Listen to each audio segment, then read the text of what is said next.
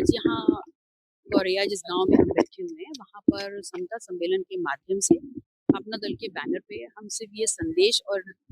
आम जनता से सिर्फ ये बात का विचार विमर्श करने आए हैं कि यूजीसी इक्विटी रेगुलेशन 2026 जो कि संसदीय समिति के संस्तुति के उपरांत और सर्वोच्च न्यायालय के निर्देशा उपरांत यूजीसी ने ड्राफ्ट किया, उसको जैसे ही लागू किया गया एक समाज सड़कों पे उतरता है और उसके बाद सर्वोच्च न्यायालय स्वतः संज्ञान लेते हुए उसके ऊपर एक बैन लगा देती है और उसके बाद पुनः एक दूसरा समाज सड़कों पे आंदोलन कर रहा है कि इसको लागू किया जाना चाहिए।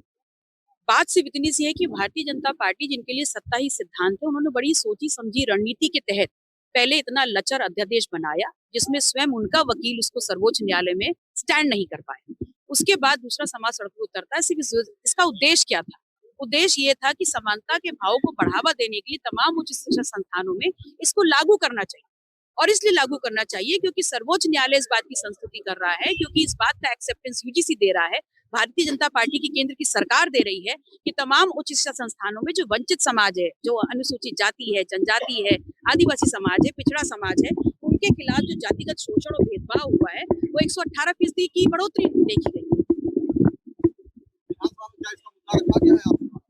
देखिए, विधानसभा सत्र जो अभी बजट सत्र था उसमें मैंने अपने वक्तव्य के दौरान इस मुद्दे को उठाया था और मैंने इस बात का भी आह्वान किया था कि भारतीय जनता पार्टी जिन्होंने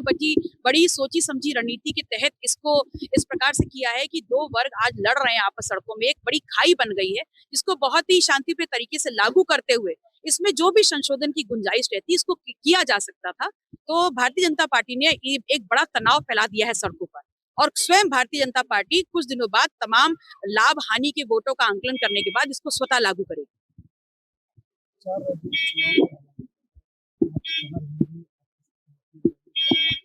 देखिए, हम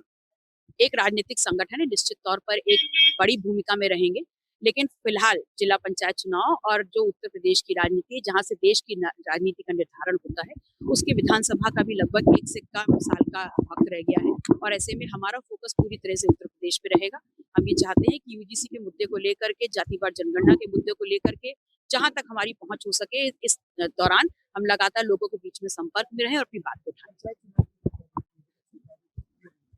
देखिए, सरकार कुछ अलग बोल रही है, सरकार के मंत्री कुछ अलग बोल रहे हैं और निश्चित रूप से इस प्रकार जो सरकार है उनको इस बात का आंकलन जरूर है कि अगर समय सीमा अवधि के अंदर जिला पंचायत चुनाव होते हैं तो जिस प्रकार का कार्य उन्होंने किया है इस क्षेत्र में, इस प्रदेश में, निश्चित तौर पर जो आंकड़े आएंगे जिला पंचायत चुनाव के बाद वो उनके लिए बहुत ही ज्यादा नकारात्मक होंगे और जिससे विधानसभा चुनाव भी प्रभावित होगा। देखिए, निश्चित तौर पर सरकार और सरकार के जो मंत्री है उनके बीच में कोई सामंजस्य तो दिखता नहीं। विभागीय मंत्री कह रहा है हम चुनाव कराएंगे, सरकार कह रही है हम एफिडेविट लगा रहे हैं, तो निश्चित तौर पे कोई टालने को है, कोई टालने को नहीं है। लेकिन जनता को ये बहुत अच्छे समझ में आ गया है कि सरकार इस चुनाव को टालना चाहती है ताकि उसका नकारात्मक प्रभाव विधानसभा चुनाव पे ना पड़े।